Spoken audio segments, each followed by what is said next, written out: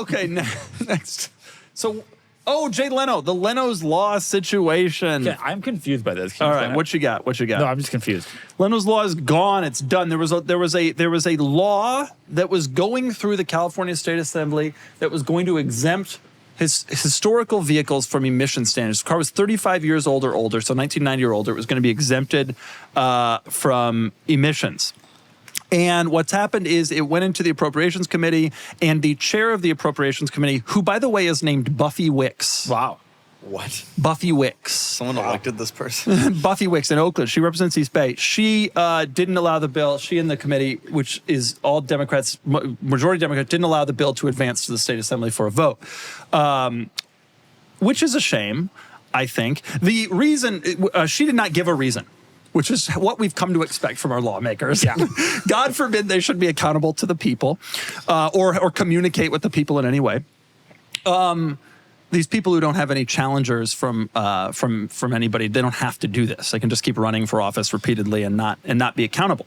But it seems to me like there was a fear of cost associated with the bill. They would have to do special license plates. They would have to change all their forms. They would have to start figuring out exactly, does the car have insurance, et cetera. There was going to be more processes. I mean, the great irony, and of course this guy from the smog from the Air Health Association is quoted, who, by the way, I don't think is real. I looked him up, cannot find a LinkedIn. I think he's AI, dead serious. I don't think they have a spokesman. I'm dead serious. And I think that whatever this organization is just lies about this dude being real. They named him like Michael Barrett or some like very, generic what's her name. Buffy Wicks. Right, but she's a real person. So my thinking is that the great irony of the whole situation is that all these cars are already here. The cost to California is happening now in lost registration fees. Yes.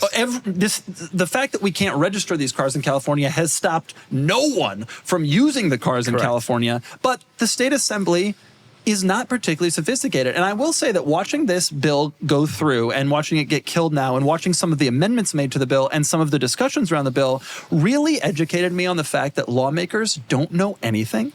And when something that you know a lot about appears in this sort of situation, you start to realize what else are they voting on that you don't know a lot about, but someone else does, and they're making stupid decisions in that case too.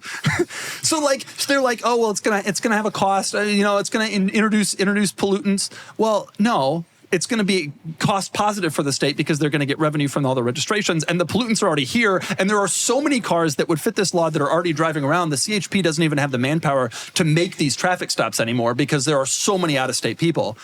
And you realize that these people are not particularly sophisticated.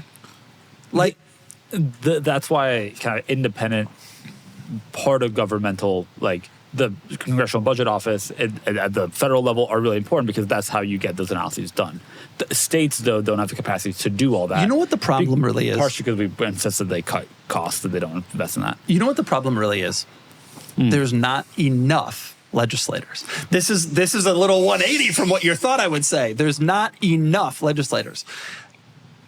I think that because the legislators don't have to answer to the people. Buffy Wicks doesn't say anything. She just kills the bill and moves on with her life, doesn't say anything. They have to answer and that they get elected. Yeah, but the problem is that she doesn't know her constituents. She's never done a constituent. She doesn't have to because she gets elected with 100% of the vote every time because nobody runs against her. If we had 1,000, I looked it up already, that's true. If we had 1,000 assembly members or 2,000, like in New Hampshire is the only state that does it right. Yeah. There's like, New Hampshire has like 600 state reps, even though the whole state population is like 800 people. Right. So most people in New Hampshire are state representatives, right? And if your neighbor was a state rep, and you could be like, hey, you really ought to vote for this. This would really actually have a benefit in getting the bills passed that the people want to get passed. There are 35 California state senators or some crazy. That's less than the number of U.S. House members that California has. So every state senator has a bigger district than the U.S. House members, who we already know aren't listening to the people. So I think we should have 20,000 legislators. Wow. Doug DeMuro for... Do you want to be one of these legislators? Yeah, sure. I don't know. It doesn't matter. Because like so many people would be. You just kind of like, you get a text message like, oh, there's a vote coming up, and then you vote. Like I said, it'll contribute to the politicians really knowing the issues. Well, Doug DeMuro, are you announcing your Candidacy? state house campaign right now? I actually think it would be great. And I legitimately think this is a problem people have with politicians. And you start to realize these people have when I was a kid in Denver, our United States congressperson, I don't need to name names, I don't need to go down that road, but that person, that individual, there was no chance she was ever not going to be elected. And she continues, it's been 40 years to just exist without really being accountable. So would I run? Yeah, let's do this. I want a job for life. So the thing that you're not, that I think is kind of missing here, that person had a pretty much assured seat for life because she had constituents that supported her. One time. Because she won that one race where there was, the previous person retires. This is what happens. The previous person retires. There's a groundswell, for their seat, because everybody knows it's a job for life and you don't have to do anything. That person wins, and then no one ever challenges that person ever again, right? No. Pretty much. Only if there aren't challengers that think they have a realistic shot of winning. Yeah, which is true. So we should be encouraging people to run for local office. Other option, 20,000 legislators. Anyway, the point is the legislators were not sophisticated enough, I truly believe, to understand the benefits of this, which is the cars are already driving around. Nobody's behavior is going to change. California will lose out on the revenue from the cars coming, and that's that. Counterpoint. The only way that they become educated about that if there's a groundswell of support and people that are great at communicating, maybe who have a large YouTube following. I wrote letters. We talked about it on the pod every day. They don't listen to their constituents. They don't have to. They're not accountable. I don't agree with that thing, but if there's a groundswell support, if there's great explanation for why that matters and that reaches them, it's more likely that they are informed. I will say, letters is one strategy. Let's be honest, that doesn't work. But media does. Participating in other media, becoming more visible on whatever channels. Well, that's why someone did it then. I will say. No, I will say. Not enough. If you think they're not educated enough, we didn't do our job. We did. They didn't listen. No, because they don't listen. They don't listen. They don't care. You got to reach them where they're at. But where they're at is, I don't think they're that interested in listening. And also, I think part of the reason there wasn't as big of a groundswell of support, nobody cares. We all know we can get away with running out-of-state plates and nobody's ever going to challenge it. And by the way, it's impossible to prove anyway. This is something else I discovered.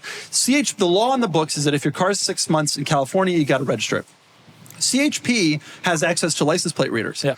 CHP is only allowed to use those license plate readers for up to 90 days. So there's no way to prove, unless you get pulled over multiple times and they're really going after you. There's basically no way to prove that your car's not registered in California. So this, this is a cool idea. It's great. Everybody is going to continue to operate the cars knowing that there's really no enforcement step to getting you not to do that. Nor is there a way to actually legally do it. So that's California in a nutshell. We recently started hosting in-person events. Come to some, by the way. And honestly, selling merch could have been a nightmare. Hosting the Trackside Cars and Coffee was a load of new logistical challenges for the entire Cars and Bits team. But Square made it super easy. Taking payments was smooth, fast, and way less stressful, so I could actually focus on talking with people instead of fumbling with transactions. Today's episode is brought to you by Square. Smart, streamlined tools that make running your business simple, because the right tools make all the difference. What I love about Square is how intuitive it is. There's no steep learning curve, no tech headaches, and whether you're selling shirts at an event, running a coffee shop, or managing a boutique, Square just works. It's all in one. There's payments, sales, tracking, inventory, and even payroll if you need it. Square keeps up so you don't have to slow down. Get everything you need to run and grow your business without any long-term commitments. And why wait? Right now, you can get up to $200 off Square hardware at square.com/go/carpod. That's SQUARE.com/GO/carpod. Run your business smarter with Square. Get started today.